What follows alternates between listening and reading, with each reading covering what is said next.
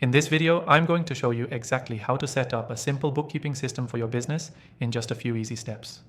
Whether you're a freelancer, small business owner, or just getting started, setting up a basic system is crucial for tracking your finances and staying organized. By the end of this video, you'll know exactly what tools to use and how to set everything up so that managing your books is easier and more efficient.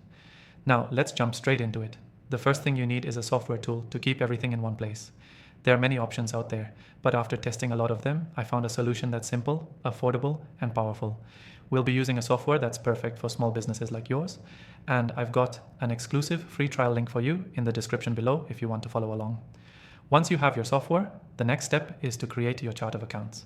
This is essentially a list of categories where you'll classify all of your business transactions. Think of it as your financial roadmap. You'll need categories like income, expenses, assets, liabilities, and equity. Don't worry, most software will have default categories to get you started, and you can customize them as needed. Now let's move on to the next step, tracking your transactions. Whenever you make a sale, purchase, or pay for anything, you'll need to record the transaction in your system. This can be done manually, or depending on the software, it can be automated. Ideally, you want to make this a daily habit so that nothing slips through the cracks.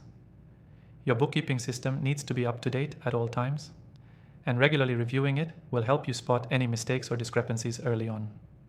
For your income, simply record any payments you receive, whether from customers, clients, or any other source of revenue.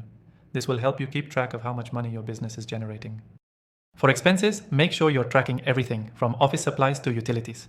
The software we're using will allow you to categorize expenses and match them with your receipts or invoices. Next, you'll want to reconcile your accounts. This means matching your records with your bank statements to ensure everything adds up. A good practice is to reconcile your accounts at least once a month.